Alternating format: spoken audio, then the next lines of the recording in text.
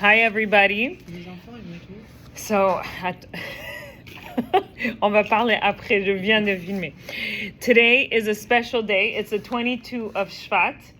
The 22 of Shvat is the Yortzeit, which is the day of passing of Rebbetzin Chaim Moshka. So if you can see over here, we lit some candles, we put a white tablecloth. Rebbetzin Chaim Moshka is the wife of the Lubavitcher Rebbe, and honestly, we don't know a lot about her. She was a very private person, but that's her strength, is her privacy, her modesty. She did not want to be in the limelight. She did not want to take away from her husband, and she kind of sacrificed a lot for her husband to be who he is today. So if we know the Rebbe as he is today, a lot, and not a lot goes on her. We know that when she passed away, the Rebbe actually stopped many things that he would do. So we know that she was his support. A cute story I want to share is, hi Dana, I want to share this really cute story I just read on Friday, I think, and about her, and I'm going to share it. It's the first time I hear it. So it's a little boy who his uncle was a doctor, and many times he hung out at his uncle's house because he would go to the school. His uncle was Chabad. I don't think he was Chabad, but his uncle convinced his parents to send him to the Chabad school in Crown Heights. So many times he was at his uncle's house. And his uncles had a special phone that you were not allowed to touch. It was a red phone, and that phone was for emergency. Anytime anyone called, it was only emergency. Now, he was obviously a troublemaker. And once, I don't know if he saw the phone, but once he saw the phone number and it said Schneerson on it. So him and his cousins were like, wow. And oh, I forgot to say, he would do a lot of prank calls. He would prank call, like that was his thing. He was like a jokester. And once he saw the phone number and his cousin's like, I dare you to call that number. So he takes the phone and he calls and he hears a woman answer. And he didn't know what to say, so he started making cow sounds. So, and then he hung up, and he calls like a little bit later, and he started making dog sounds. Different, like jokes. Different jokes. He pranked her. Anyways, weeks passed. They forgot about this prank, and once everyone was busy. It was Sukkot, the holiday of Sukkot, and the red phone rings, and he sees that his uncle is busy in the sukkah and he doesn't know what to do. He answers it and he says, hello, who is it? And he puts like a funny voice, and she's like, can I talk to your uncle? And he said, yeah, he's in the sukkah, I'm going to call him. And he calls him, and the uncle takes the phone and he talks to him. Anyways, he goes and plays. And his uncle comes and he calls him, and I forgot his name. Let's say his name was Chaim. He says, Chaim, come over here. I told you never to answer this phone, or never. He was super angry at him. He says, the Rebbetzin, she wants, who it was? It was the Rebbetzin. Right. And she actually wants to see you. And he started shaking. He said, yeah, apparently you called her in the past, and she recognized the voice. She's like, oh, that's the kid who did moo and all those animal sound. Bring him to my house. He was shaking. His uncle was so embarrassed, so upset, and he's walking with his uncle. His uncle's walking fast, and they walk to the president. That's the house of the Rebbetzin. For those of you who didn't see, I went to see his house. I would love to. I actually wanted to bring you guys last time, but they didn't want to organize it unless I have a big group. So the day I have a big group, I could organize it. Her house is like a palace. It's incredible. There's something so royal. She was royal. This is what she was. Anyways, he comes in, and he's so scared. He comes into this beautiful, clean house, and the Rebbetzин's upstairs in her room. She wasn't feeling well. And she she had someone who was home who would always help her with the shopping, that man tells the boy, come in the, I think it was Sukkot, come in the sukkah, the Rebbetzin prepared lunch, she wants you to eat. And he goes in the sukkah, and there's like a delicious lunch with a cup of orange juice all prepared by her, and he's sad and he's eating, and he's like, he expected to be screamed at Wow. or to be punished. And all she did was prepare him a lunch. Just for him. Wow. Just for him. And I thought, first of all, I thought it was funny, the story. But this man later shared this story, how it impacted him. Oh. This is royalty. This is someone who's not just royalty, who's the mother of all mothers. When I think of her, she didn't have children, but she was loving, and she understood, like, she understood that boy needs a little bit more love. Let him have a nice, warm, prepared lunch, you know? And I don't know. I just thought the story was beautiful. So it's just a little glimpse of who this Rebbitzin was. Also something interesting, just so you guys know. Imagine that one day, no one knew who she was. But she was the daughter of the previous Rebbe. Yes, yeah? she was the daughter of the previous Rebbe, and she helped him in many things, like escaping, doing paperwork. She was incredible. There's so much on her.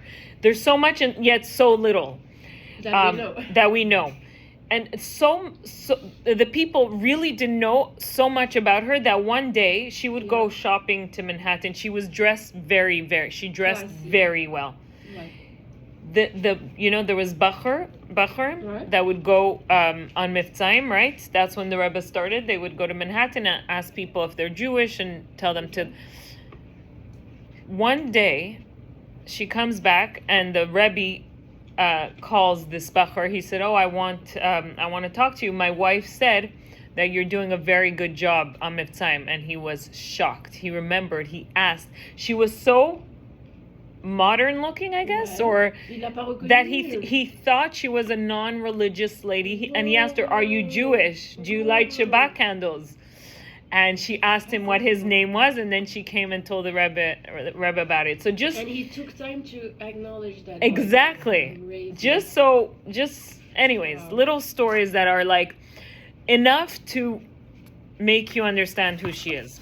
So now we're going to read inside.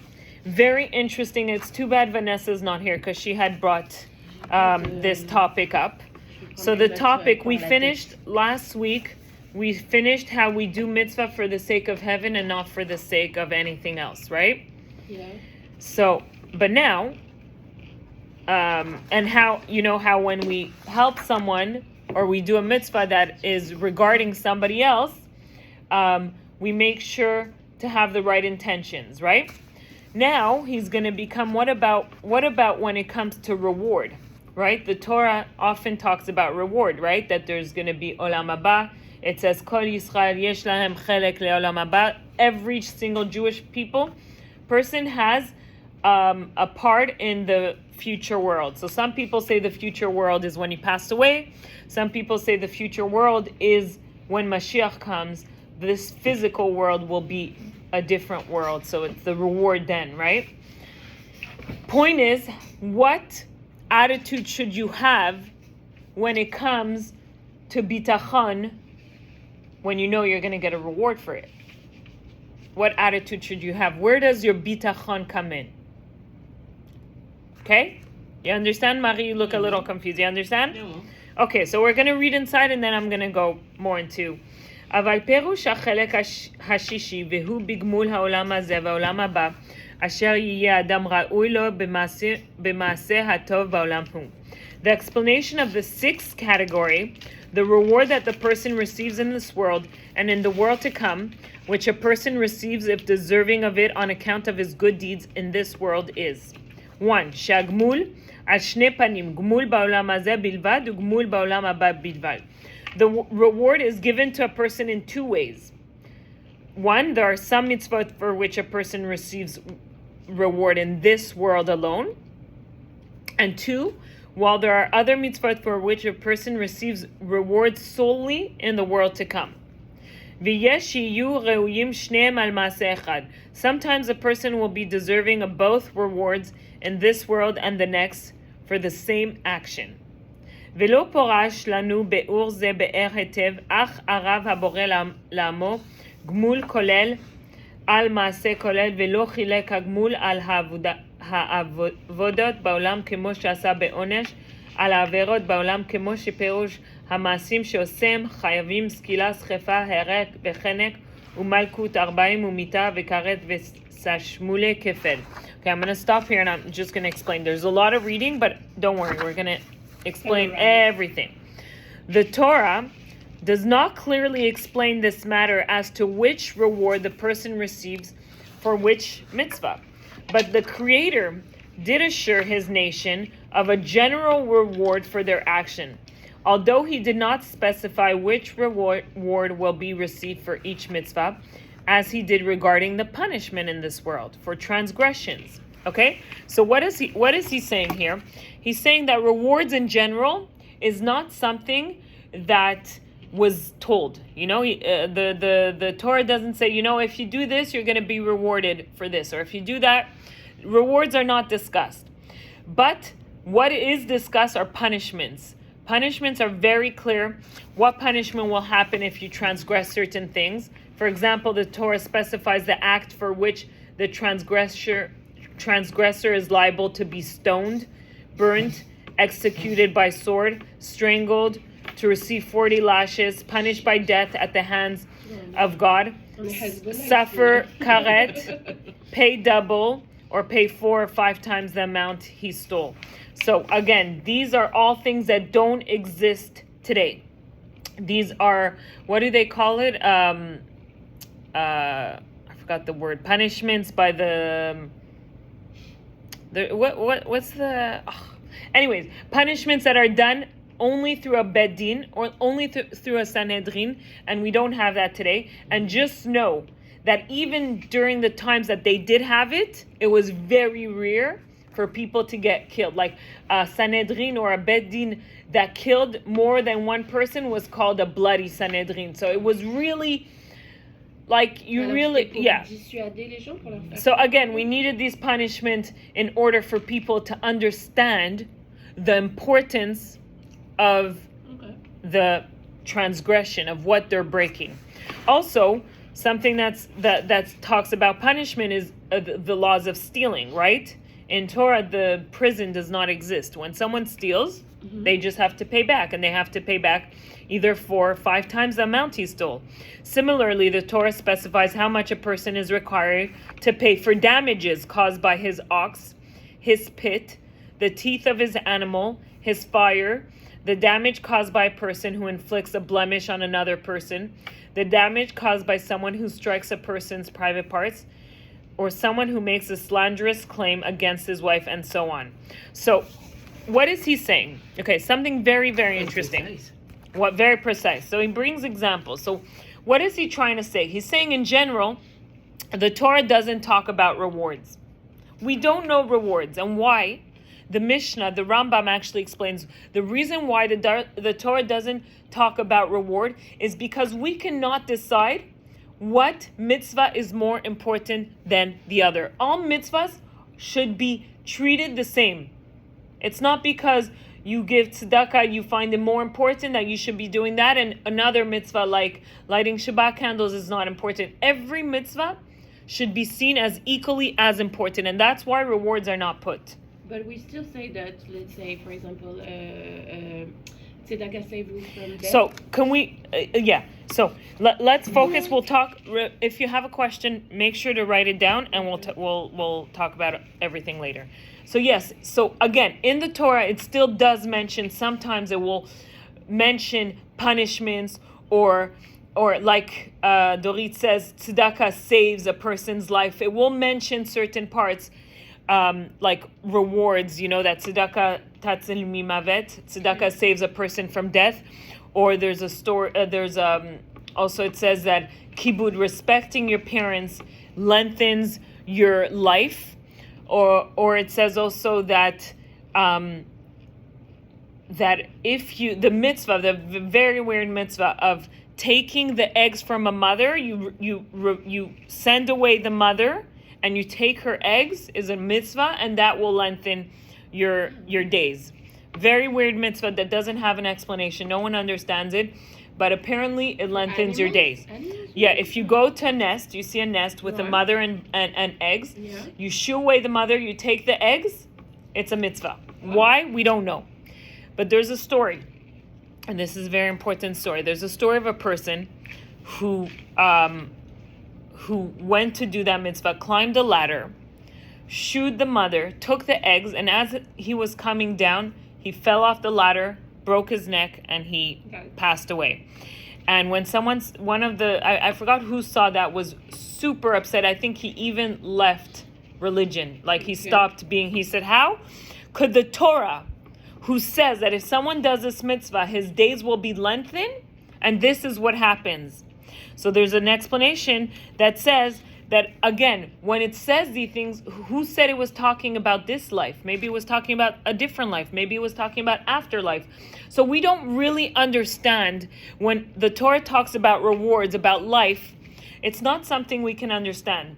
Also, you have to understand when it comes to reward, the other religion may live on reward. They don't know anything about afterlife. You have to know that pleasures in this physical world is nothing, cannot be compared. You can't put words to what pleasures will be in the world to come. So the Torah cannot talk about rewards or about pleasures or about things in the world to come, because it's something we cannot relate to. We are physical human beings in this world, and this is not something we can relate to. So rewards are not spoken about. Even more powerful, the Torah, the Mishnah, the Rambam says this. So in one part it says rewards are not spoken about. Every mitzvah should be treated equally. Every mitzvah, not one mitzvah should be seen as more. But then in another part, it talks about the punishments. And when you talk about the punishments of a mitzvah, you understand that certain mitzvahs are worse than others. So you're able to measure a mitzvah, right? Through the punishments. Yeah. So how this contradicts. What attitude should you have when you do a mitzvah?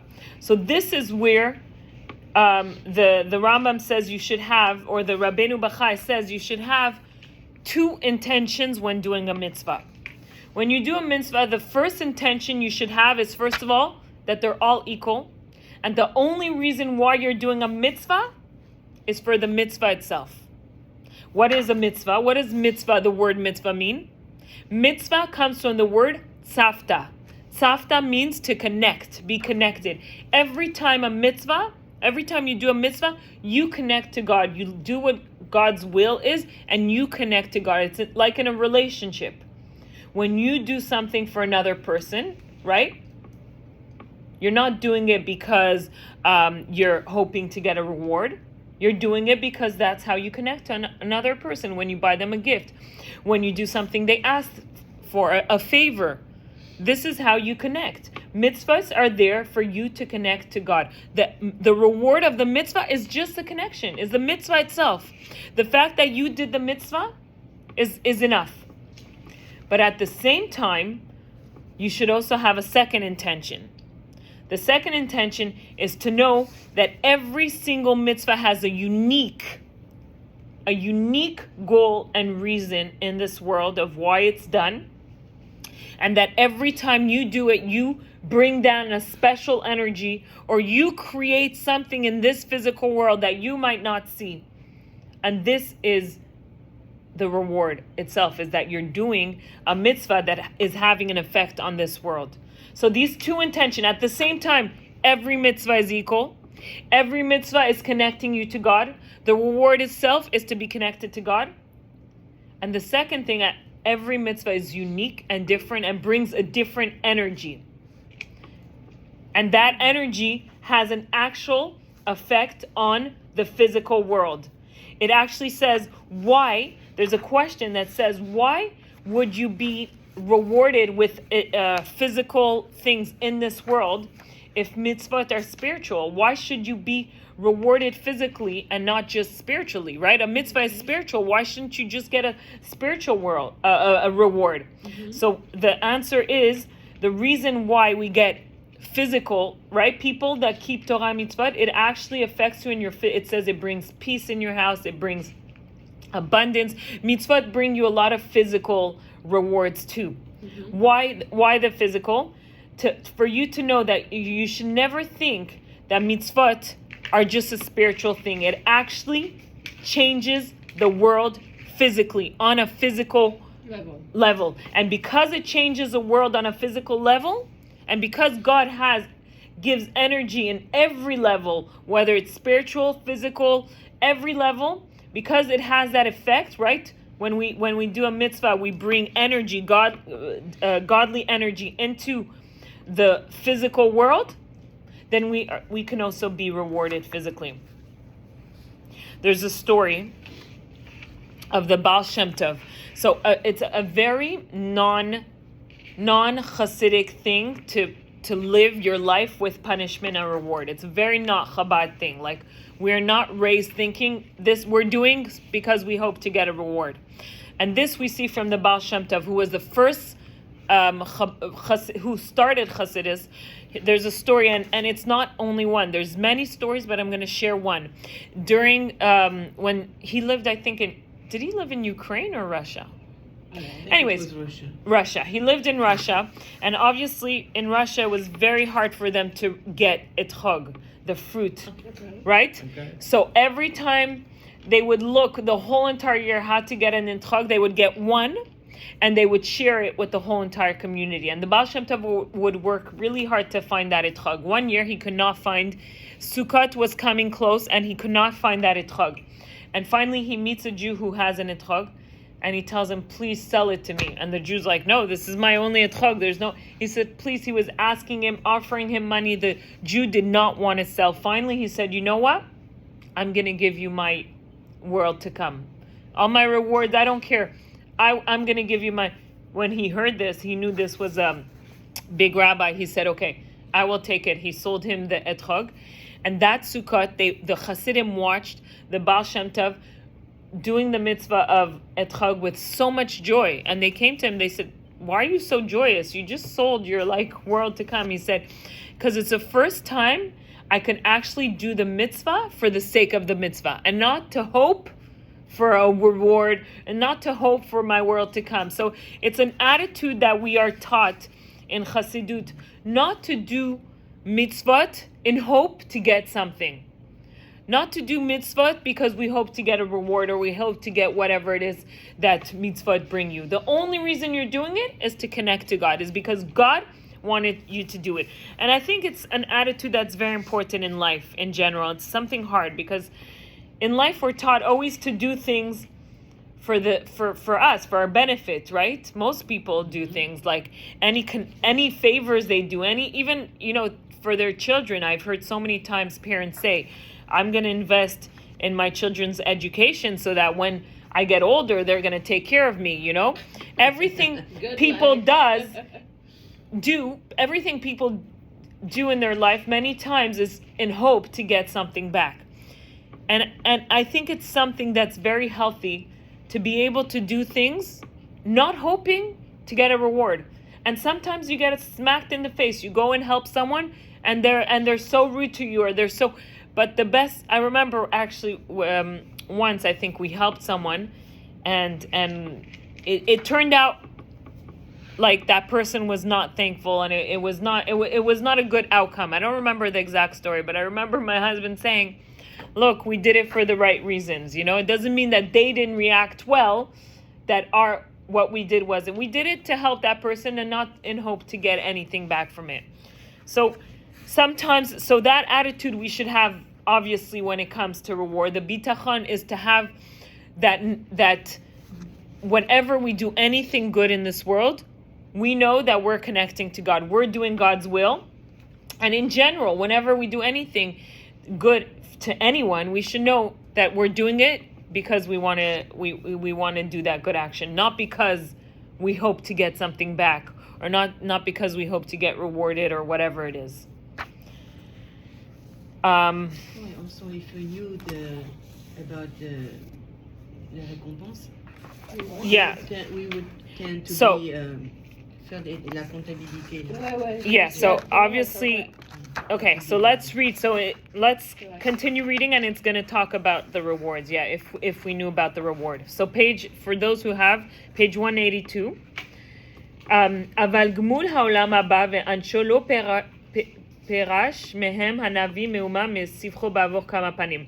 However, for a number of reasons, the prophet did not explain anything at all about the nature of the reward and punishment that will be received in the world to come.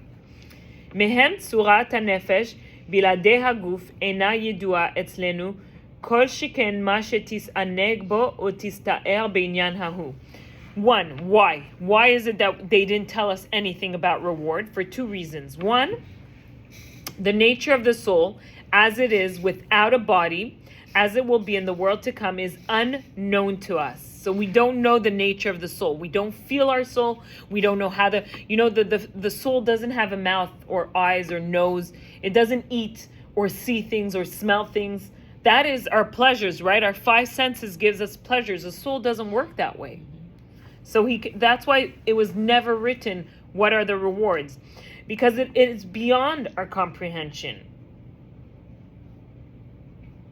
Okay? So the nature of the soul as it is without a body, as it will be in the world to come, is unknown to us because it is beyond our comprehension. Human beings can only grasp things with their own physical senses, which is why they cannot fathom spiritual beings or the latter's pleasures and pains. Trying to explain the soul's pleasure to a human would be like trying to explain the beauty of colors to a blind person, or the pleasure of a fish has when it's in the water to a bird. It is impossible because they are not compatible experiences. Okay? So it's something that we cannot understand. There's no point in understanding, and that's why, in a way, it's so silly when you hear these other religion that says, we kill ourselves because we hope that there's going to be 7 virgins up there. Like the Rambam actually 72. The Rambam actually makes so much fun of, like, what are you talking about? Like, this world is nothing compared to the world.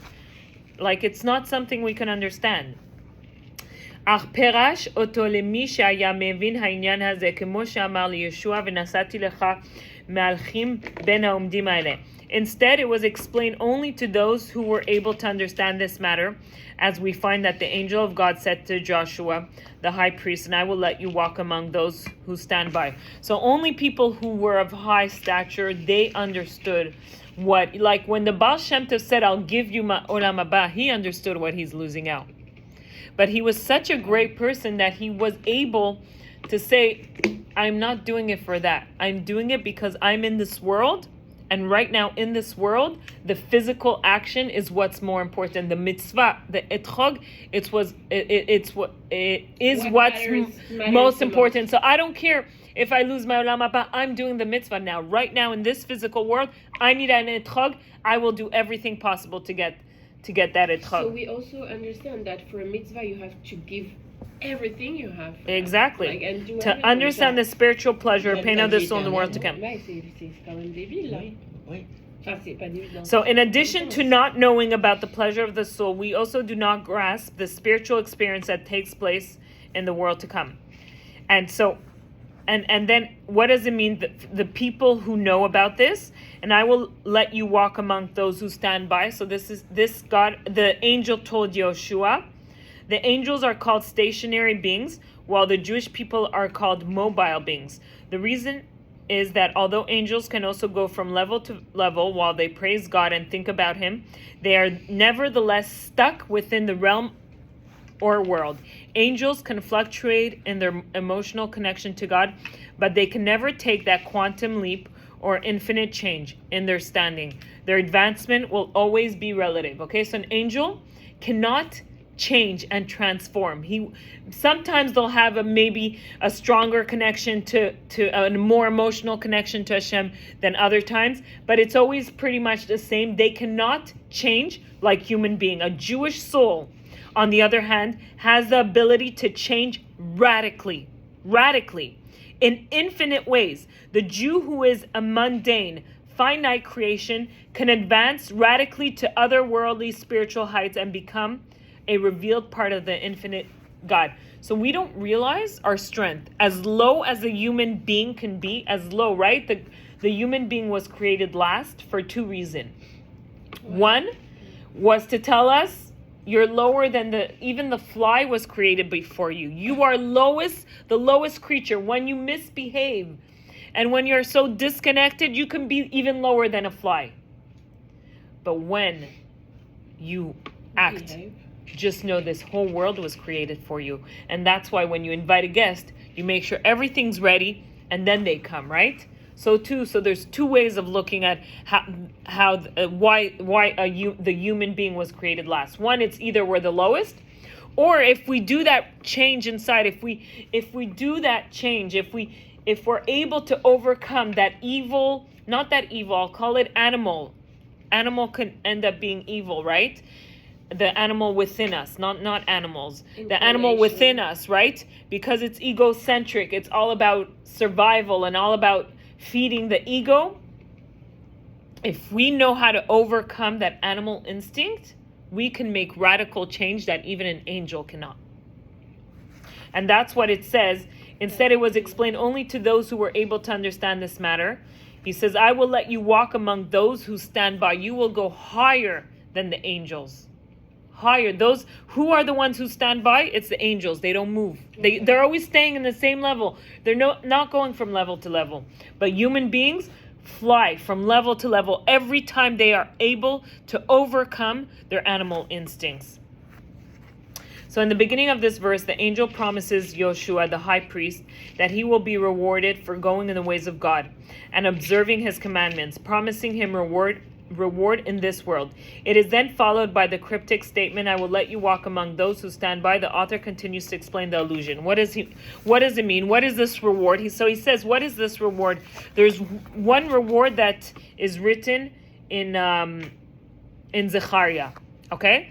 ולא יהיה זה בעוד נפשו קשורה בגופו, אבל רמז למה שיהיה אחר המוות שתשוב הנפש בצורת המלאכים בעניין פשיטוסה ודקותה, ועזבה להשתמש בגופה כשתזדכך ותזהיר והיו מעשיה הטובים בעולם הזה. This will not happen when the soul is still tied down to the body. Rather, he was alluding to what will be after death, when the soul will return to be like the form of the angels with regards to its simple and spiritual state as a result of having ceased to use its body, when it will be refined and shine as a result of its good deeds in this world. Okay, so what was he talking about? He was talking about that when so the only reward we know is that when a person passes away after 120 years, his body, his soul, will be higher than angels, will fly higher than angels, okay? A Jewish soul has the ability to change radically in infinite ways. So just to know, just so you guys understand the power of a Jewish soul. It's something we don't feel, we don't see, but we all have that peace inside. And that soul, when we dig a little deeper, when we learn a little bit of Torah, when we try to connect, we do a mitzvah, we are able to change radically, to make a change that no angel is able to do. This is the reward that he's talking about, that the only reward that's mentioned is this is the reward. So we spoke. One, we don't explain reward because it's something we can't understand. Second reason why reward is not mentioned, let's read inside. ומהם שגמול העולם הבא ואנשו היה מקובל אצל עמי הארץ מהנביאים ומושכל אצל החכמים והניחו לזכרו בספר כמו שהניחו לזכור הרבה מפירוש המצוות והחובות מפני שסמכו על הקבלה. An additional reason, the reward and punishment of the world to come was orally transmitted from the prophets to the people and understood by the wise men among them. It was omitted in scripture in the same manner that many of the explanation of the mitzvot and transgressions were omitted in scripture because they relied on the tradition that was passed down from generation. Very interesting. So it says that actually the rewards and the reasons why we do mitzvot, were transmitted from prophets to people, but they were not written down, never written down. Is that interesting? Orally transmitted according to Manoach HaLevavot, belief in a spiritual reward was so natural to all that there was no need for documentation. The purpose of the prophets was to show the Jewish people how following in God's ways is beneficial for the material world as well. Okay, so again, it used to be known, the rewards and all the explanation of why we do Torah and mitzvot used to be transmitted, but it was not written down. And obviously there's a reason why it wasn't written down. Because we don't do it. We don't do Torah and mitzvot for that reason.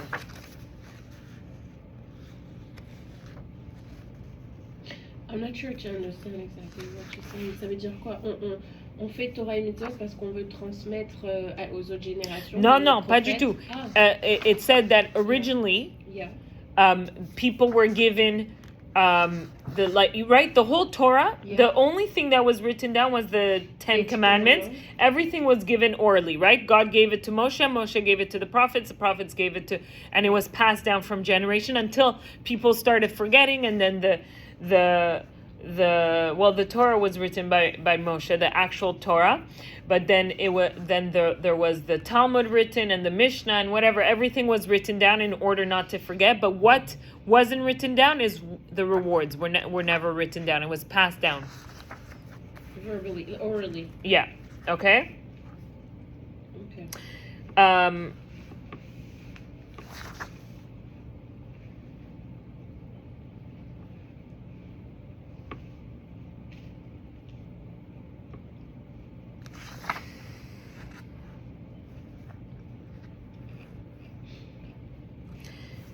It says also that it's kind of obvious, okay, orally transmitted from the prophets to the people. So what was transmitted? There's also an element of common sense that made the concept of a spiritual reward inevitable. Like some people, like it was obvious that they're going to get a spiritual reward. What would be reward for the greatest form of divine service that man can show when giving his life for God? Is that his children and his descendants would be people who are connected to God and Torah and Mitzvah. That is the biggest reward. We must therefore conclude that there is a spiritual reward not bound by the physical body awaiting each person for his divine service. So besides, there's someone who, let's say your child who works really well. You tell him, if you work hard on your homework and you do your exams well, I will reward you. We're going to go on a trip.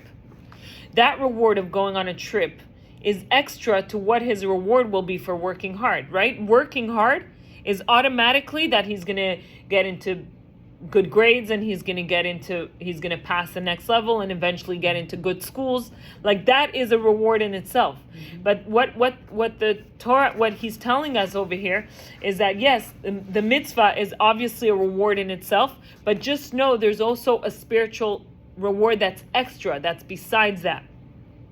Okay? So besides the reward that you get for keeping Torah and mitzvot, or for having children that are good children that are keeping Torah and mitzvot, right? Your descendants, that is passing. There is also a reward that's spiritual, that completely omitted. It's not written down. It's something, that we won't know until a person passes away after 120 years. But that reward is also important to know. Okay? So now he goes to number 3. Umehem sha'am hayumin hasichlut umiut havana b'inyano she'enenu ne'elam mima shekasu b'Torah. Another reason, the nation of Israel, when they accepted the Torah, were in a state of foolishness and limited understanding, which is evident from that which is written in the Torah. V'nahag haborei ma'em minhag ha'av hachomel al bano. Therefore, the Creator conducted himself with them as a father who has compassion for his young child when he wants to discipline him. He does so gently and slowly. So when a father disciplines his young child, he will first use light punishment. In a similar vein, God did not want to overload the Jewish people in their infantile intellectual state by informing them of the punishment of the world to come, which are too harsh. That is why they are not written in the Torah. So he says another reason why rewards and punishments are not written down is because when God gave the Torah to the Jewish people, they were like children, and we are still like children. And he did not want to burden us with, this is going to be the rewards and this is going to be with the punishments. He told us very light, okay? In this world, if you don't do this, this is what's going to happen. Very light things that our mind and our intellect are able to accept. Okay. Now j'ai une question. Yes, go. Now we're going to stop the video. Thank you.